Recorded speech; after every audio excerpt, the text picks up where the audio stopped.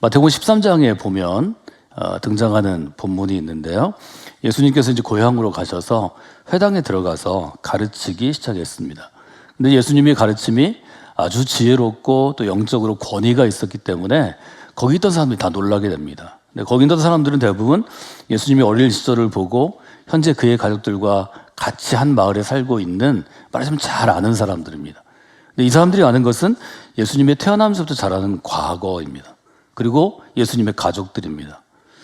회당에 가르치는 예수님은 사실은 과거의 예수님은 아니죠. 광야의 시험을 거치시고 또 하나님의 부르심을 받고 이제는 예언자로 또 하나님의 사람으로 공생애를 시작하신 분인데, 이제 그것을 받아들이는 게 쉽지 않았던 모양입니다. 마태복음 13장에 보면 53절 54절에 예수님께서 그곳을 떠나 고향으로 돌아가셔서 회당에서 가르치니까 그들이 질문합니다. 이 사람이 보여준 지혜와 능력은 어디에서 난 것이냐? 쉽게 말하면 지금 이 사람이 어디에서 이런 걸 배워서, 언제 배워서 지금 이렇게 놀라운 능력으로 우리를 가르칠 수 있는가 하는 질문입니다. 이런 질문은 우리는 합리적인 질문이라고 얘기할 수 있습니다. 이 사람이 어린 시절도 알고 그의 부모들도 알고 이 사람의 형제와 자매도 아는데 이 사람이 이 정도 수준은 아니라는 거죠. 그런데 젊은 예수님이 회당에 서서 마치 권위 있는 이 시골에서 권위 있는 예루살렘의 랍비 중에서 하여튼 뭐 큰 선생님이라고 할 수 있는 그런 분들보다 더 지혜롭게 가르치고 능력 있게 가르치니까 도무지 이걸 받아들이지 못합니다.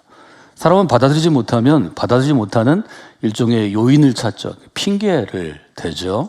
그래서 54절에 보면 이 사람이 어디에서 이런 지혜와 놀라운 능력을 얻었을까? 이어서 그가 그 목수의 아들이 아니냐? 이렇게 물어봅니다. 어떤 마음으로 또 어떤 생각을 가지고 이렇게 얘기했는지를 우리는 쉽게 미루어 짐작할 수 있습니다. 우리가 잘 아는 목수, 평범한 그 목수의 아들이 아니냐? 이렇게 물어보는 것입니다. 고향 사람들에게는 같은 마을에서 자라나고 같이 먹고 같이 사는 그가 자신들을 가르치는, 말하자면 자기보다는 몇 단계 위에, 한두 단계도 아니고 서너 단계를 뛰어넘는 탁월한 유대인 랍비처럼 변해 있는 것이 그 가르침을 받아들이는 데 큰 장애가 됐다고 볼 수 있습니다. 아마 그 이유는 우리 모두에게 똑같은 것인데, 인간은 자신이 경험한 과거의 경험을 굉장히 소중히 여기죠. 가중치를 더 줍니다. 내 경험은 소중하고 귀한 것이니까 지금의 판단 혹은 내일의 판단 혹은 미래의 판단을 할 때 근거로 삼습니다. 우리가 이것 때문에 많이 실수합니다. 많이 오해합니다. 이것 때문에 내 인생을 제한합니다. 그럼에도 불구하고 과거의 자기의 경험과 자기의 지식을 뛰어넘는 사람은 많지 않습니다. 그것이 탁월한 사람이, 유능한 사람이 적은 이유라고 저는 생각합니다. 그래서 예수님의 고향의 사람들이 다 얘기합니다. 그 누이들은 다 우리와 함께 있지 아니하느냐. 현대어 번역으로 얘기하면 누이들은 지금 우리랑 같이 살고 있는데 이 사람의 이 모든 것이 어디서 났느냐. 도대체 그의 지혜와 지식과 또 권위와 능력은 어디서부터 온 것인가. 그 결과로 57절은 이렇게 결론을 냅니다. 그들이 예수를 배척하였습니다. 배척하는 것은 받아들이지 않는 것입니다. 거절하는 것입니다. 나아가 내어 쫓는 것입니다. 받아들이지 않고 거절하고 내어 쫓았습니다. 그 결과로 어떻게 됐는가 하면 예수님은 고향에서 많은 능력을 행하시지 못합니다. 복음서에 처음에 나와 있는 예수님의 능력들이 있죠. 병을 고치는 것, 그 다음에 권위 있게 가르치는 것, 귀신을 쫓아내는 것, 배고픔을 면하게 해주는 것, 이런 이적과 기사들이 그의 고향에서는 일어나지 않습니다. 58절은 이렇게 해석합니다. 그들이 믿지 않음으로 말미암아 거기서 많은 능력을 행하지 아니하시느니라. 이 점을 여러분들이 한번 생각하시면서 우리가 복음의 관점에 대해서 생각하시면 좋을 것 같습니다. 우리는 복음의 사람이라고 제가 정의를 해드렸습니다. 복음의 제일 큰 특징은 어떤 것인가요? 복음은 사람을 변화시키는 것입니다. Changing thoughts, 사람의 생각을 변화시키는 것입니다. 복음은 그가 서 있는 도시, 말하자면 이 마을을 변화시킵니다. 복음의 눈으로 한 사람을 바라볼 때는 과거의 사람을 바라보는 것이 아닙니다. 과거의 사람이 복음 앞에 서면, 그리스도의 십자가 앞으로 나아가서 십자가 구원의 스토리를 들으면 미래의 사람은 완전히 바뀌는 것입니다. 대표적인 사람이 사도 바울입니다. 그래서 저는 여러분에게 그리스도인이란 믿음으로 살아가는 사람, 그리스도의 복음을 듣고 살아가는 사람은 과거에 사로잡힌 사람이 아니요 과거에 얽매인 사람이 아니라고 말씀을 드렸습니다. 바울은 여러 번 누차에 걸쳐서 이것을 강조했습니다. 나는 과거에 사로잡힌 사람이 아닙니다. 나는 과거에 얽매여 있는 사람이 아닙니다. 나는 표대를 향하여 앞으로 달려가는 사람입니다. 즉 미래를 향해서 가는 사람이라고 말씀을 드렸습니다. 성곽기 믿음의 공동체 사순절은 우리가 인기 있는 프로야구팀이나 프로축구팀이나 이런 운동선수들을 예로 들면 봄과 여름과 가을에 운동하는 야외 스포츠는 지금 전지훈련 중입니다. 이곳에서 한국에서 야외 훈련하는 것처럼 똑같이 몸을 만들고 그리고 자기 기술을 연마하고 또 팀으로 운동해야 되기 때문에 팀 전술 전략을 습득하고 새로운 감독이나 새로운 코치가 오면 그 사람의 방침에 따라 그분의 전략에 따라 자기를 맞추어가는 훈련을 합니다. 여기서 어떤 일이 일어나나요? 그 해 주전 선수가 정해집니다. 작년에 기회를 줬기 때문에 작년에 주전했기 때문에 올해도 그대로 배팅 오더를 짜고 수비를 짜고 경기를 하는 게 아니고 우리 약한 부분에 어떤 더 강한 선수를 우리가 넣을 수 있는가, 경기에 출전시킬 수 있는가를 찾아서 적임자를 찾고 훈련시키고 실력이 되면 경기에 출전시켜야 합니다. 이것은 마치 목수가 자기가 집을 짓기 위해서 산에 올라 나무를 고르는 것과 같은 것입니다. 집을 짓는 건축가가 좋은 재료를 찾아서 많은 곳을 헤매는 것과 같은 것입니다. 이 사순절에 여러분들이 여러분 스스로를 주님이 무엇인가 믿음의 집을 지으실 때, 사역의 집을 지으실 때 재료로 선택될 만큼 여러분 자신을 다듬고 여러분 자신을 견고하게 하고 쓰임새 있는 나무로 바꾸어가는 시간이 되기를 주님의 이름으로 도전합니다. 한 목재 사업을 하는 사업가가 젊은 시절부터 평생을 목재를 구매하고 목재 딜러로 또 상담사로 그렇게 살았는데 영국 맨체스터에 있는 한 목재 가공회사를 방문했다고 합니다. 이제 대표를 만나서 사업을 상담하는 시간이었는데 이 대표는 특이하게 아주 짧은 공간에 많은 직원들과 함께 일하고 자기 사무실을 따로 두지 않아서 이 대표가 만나기 위해서 앉는 자리에 앉았을 때 그 뒤에 큰 벽이 보였습니다. 근데 그 대표의 얼굴 뒤에 벽에 뭐라고 써있냐면 A person who came from Nazareth seeks for joiner라고 써 있었습니다. 이분은 이 짧은 영어 문장을 이렇게 번역했습니다. 나자렛에서 오신 그분이 목수를 찾습니다. 이분이 그 문구를 보면서 대표랑 상담하는 것보다 평생을 나무를 쫓아서 400만 킬로를 이분이 30년 동안 여행했다고 그러는데요. 그것이 훨씬 더 마음에 와닿았습니다. 그리고 그렇게 생각합니다. 이 시대가 지금 목수를 찾는구나. 이 시대가 지금 목수를 찾는구나. 이 사람은 나무의 전문가고 목재를 고르고 건축재를 쓰는 일에 평생을 바쳤고 자기도 일정한 목수라고 생각을 했기 때문에 아마 목수를 찾는다는 이곳에 아주 딱 집중하고 그것이 그를 붙잡았던 것 같습니다. 나를 깨우는 한마디 말씀, 나를 붙잡는 한마디 말씀이 중요한 것을 저희가 지난 3주간 함께 나눴습니다. 저는 신앙생활이란 그런 것이라고 생각합니다. 2000년 전에 유대인들은 고향에 돌아온 예수님을 목수의 아들이라 배척했지만 2000년 후에 영국의 한 곳에서 세상을 좀 새롭게 하고 변화시키기 위해서 목수를 찾는구나. 이분은 그렇게 해석을 했다고 합니다. 언젠가 한번 제가 언급해 드린 적이 있는데 목수 중에 제일 유명한 분이 이정섭이라는 인물입니다. 미술 전공했지만 그러나 그가 목수가 돼서 만든 그냥 생활용품 의자 탁자가 전시회를 통해서 2000년대 후반부터 굉장히 유명한 한국의 일정한 목수가 되었습니다. 이분이 지은 책이 나무의 시간이라는 나무와 자연, 나무와 역사, 나무와 과학, 나무와 우리나라 시간인데요. 산림청에서 지원하고 선정하는 녹색문학상이 있는데 작년 가을에 이 녹색문학상을 수상해서 이 책을 권하는 사람들이 많이 있습니다. 제가 1월과 2월에 생명의 나무를 주제로 함께 했는데 그 중에 제가 참고한 책 중에 또 하나이기도 합니다. 목수는 어떤 일을 하나요? 목수는 나무를 고르고 자르는 일부터 시작한다고 그럽니다. 뭐 물론 심는 사람도 있겠지만 목수가 직접 심지는 않죠. 좋은 나무가 있는 곳에 가서 자기가 쓸 나무를 선택하고 자르고 그다음에 나무로 집을 짓는 일을 하는 것도 목수입니다. 근데 이것은 한국 목수를 나누는 구분에는 대목이라고 한답니다. 집 짓는 목수는 대목. 집만 짓는 게 아니죠. 나무로 가구도 많이 만들죠. 가구를 만드는 목수는 소목. 클 때자와 작을 소자를 써서 이렇게 나누고요. 예를 들어 집 짓는 일을 총괄한다. 우리가 뭐 남대문을 새로 준건할 때 총괄한다 그러면 도목수가 그 일을 하죠. 최고 우두머리 목수입니다. 도목수는 그러니까 목수의 목공 기술뿐 아니라 사람을 아우르는 것, 집 짓는 공정을 관리하는 것, 일종의 경영자죠. 매니지먼트까지를 다해서 철저하게 건물이 다 지어지는 것을 할 수 있는 또 다른 리더십이 있어야 할 것입니다. 문화재청에서는 특별한 경력을 갖춘 몇 사람을 대목장이라 이렇게 칭호를 해서 우대하고 명예를 준다고 그럽니다. 우리가 영어로 목수를 쓸 때는 카펜터라는 단어를 많이 씁니다. 여러분 뭐 옛날 파송 쭉 들으시면 카펜터즈라는 그런 남매 그룹도 있었는데요. 근데 이 말만 아니라 우드워커, 나무를 가지고 일하는 사람, 뭐 캐비닛 메이커, 어떤 가구 같은 걸 만드는 사람, 조이너라는 단어도 목수로 번역할 수 있는 단어입니다. 조이너는 뭘 말하나요? 서로 다른 재료가 있어 이 재료를 이어 붙이는 사람입니다. 말하자면 뭐 가구를 짓고 뭐 집을 짓고 또 어떤 나무로 배를 만든다 이런 옛날에 목수가 하는 일을 보면 나무와 나무를 연결하는 것 못 없이도 처음에 연결을 하죠. 특히 한국 전축은 못 없이 연결하는 게 특징입니다. 연결하는 사람, 짜맞추는 사람 이런 사람을 이제 조이너라는 영어 단어로 우리가 쓸 수 있겠습니다.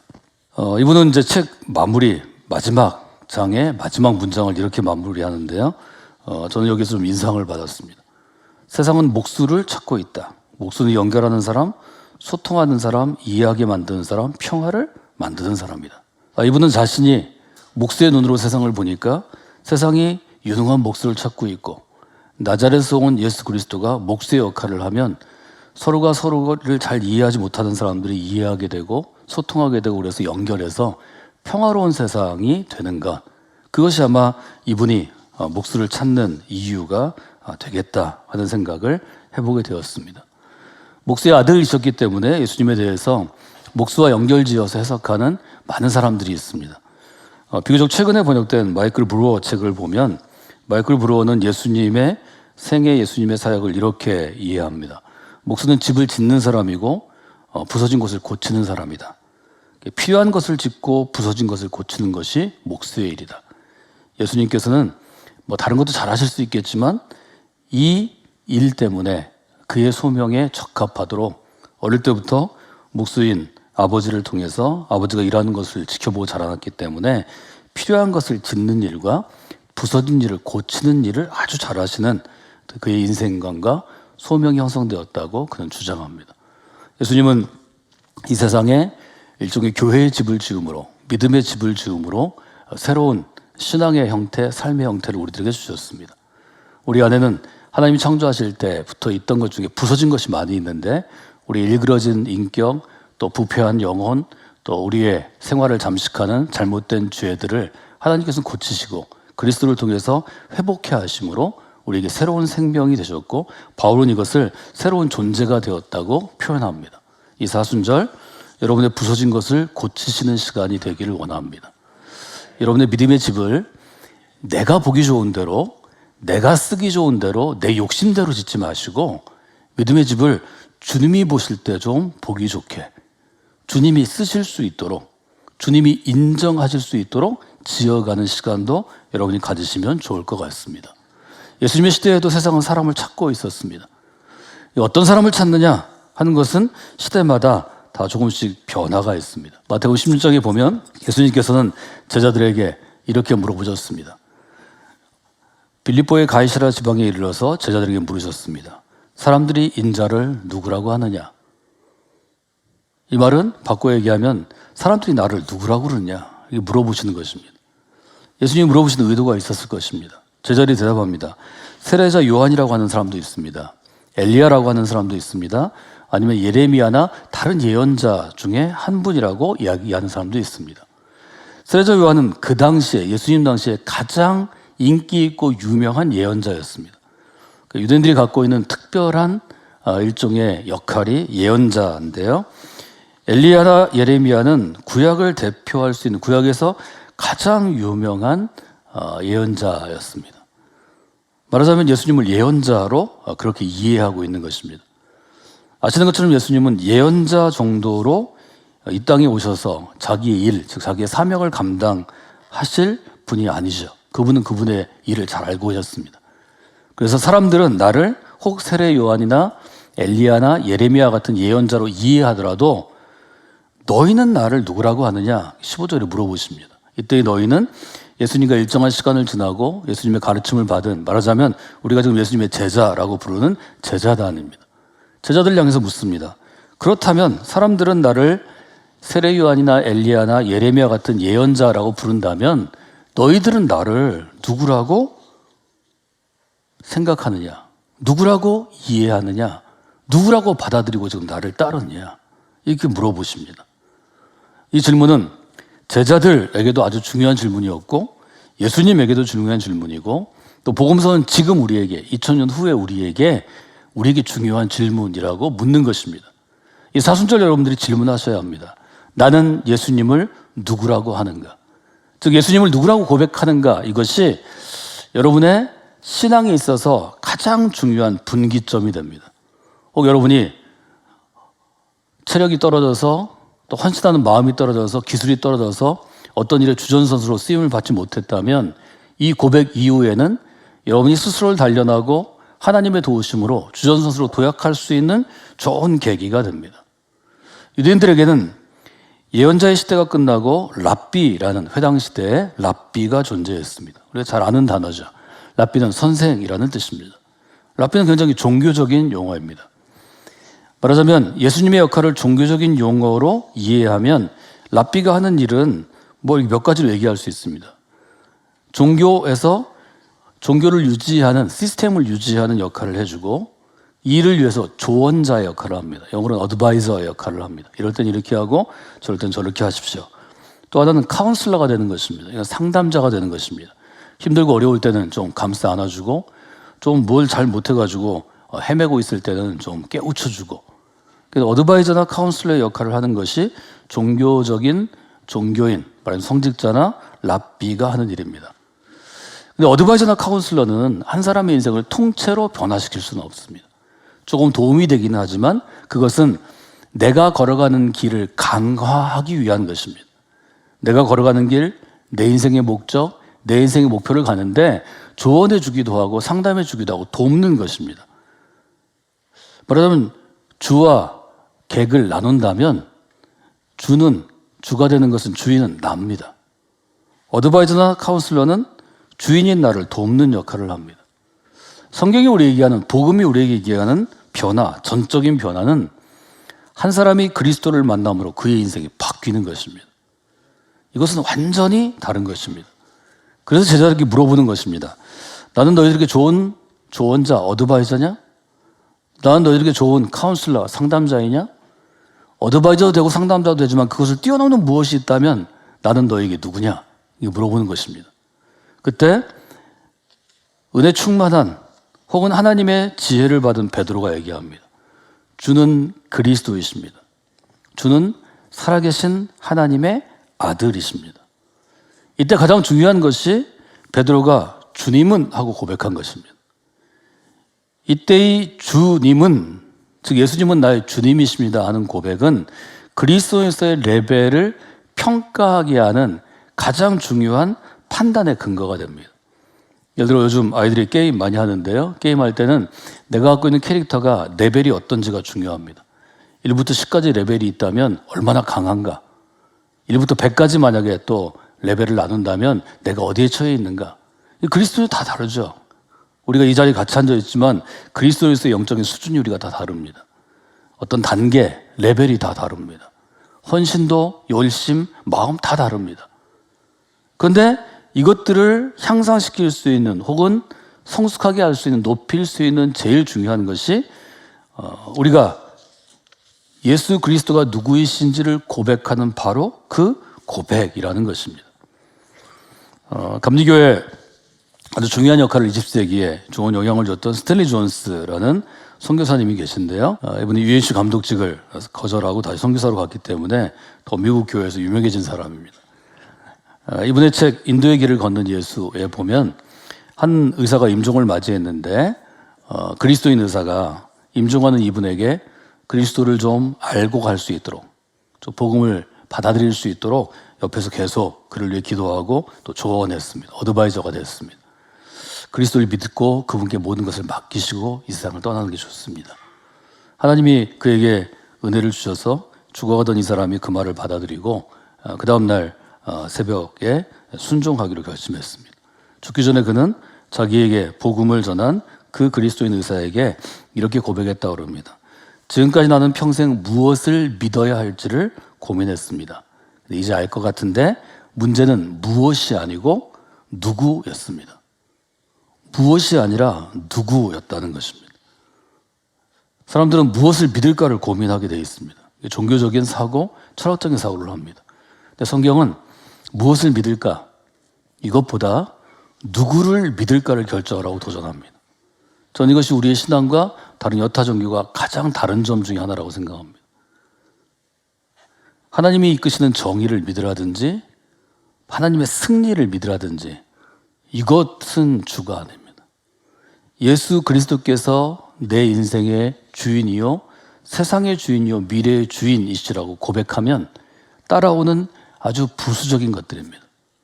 예수님은 주님이십니다 하는 고백은 내 인생의 주인이 이제 예수 그리스도로 바뀌었다고 고백하는 것입니다. 바울은 갈라디아서 그렇게 고백합니다. 이제는 내가 사는 것이 아니고 오직 내 안에 그리스도께서 사시는 것입니다.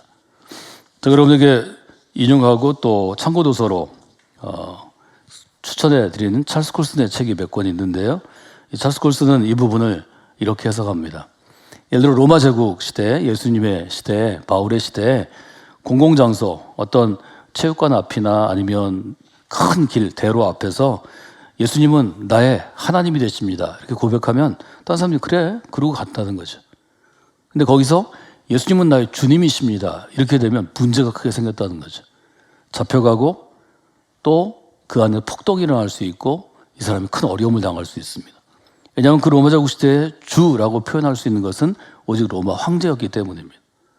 예수님은 주님이시다 이 말은 지금 로마 제국을 예수 그리스도께서 다스리십니다. 이 말이기 때문에 초기 그리스도교는 엄청난 박해를 받았고 이것이 바울의 기록으로부터 시작해서 제2 목회 서신에 이르는 1세기와 2세기의 서신들에 잘 기록이 되어 있습니다. 지금 우리는 이런 세상에 살고 있지는 않습니다. 그래서 예수님이 주님이십니다 하는 고백이 어떤 의미를 갖고 있고 내 인생을 변화시킬 수 있는가 하는 것에 대해서는 우리는 굉장히 무지하고 또 의식하지 않는 것 같습니다. 2023년 사순절 주제는 세 가지입니다. 날마다 십자가 앞으로 가까이 더 가까이 이렇게 정했습니다. 예수님이 누구이신가를 여러분들이 아주 전심으로 고백하는 시간을 지내시기를 기대합니다. 예수님께서 내 인생의 주님이 되시면 내 인생에 살아가는 목적이 바뀌어지게 됩니다. 이것이 예수 그리스도는 내 인생의 주님이십니다 하고 고백하는 굉장히 중요한 이유가 될 수 있습니다. 이 사순절이 하나님께로 가까이 나아가실 때 여러분의 신앙 가운데 또 우리의 믿음 생활 가운데 이런 분명한 고백이 세워지는 시간이 되시고 이 고백으로 인해서 우리 인생이 예수 그리스도를 따르는 삶이 이렇게 변화할 수 있구나 하는 분명한 깨달음과 또 충격과 또 성숙함을 주는 그런 사순절을 지내시기를 또 주님의 이름으로 도전해 드립니다.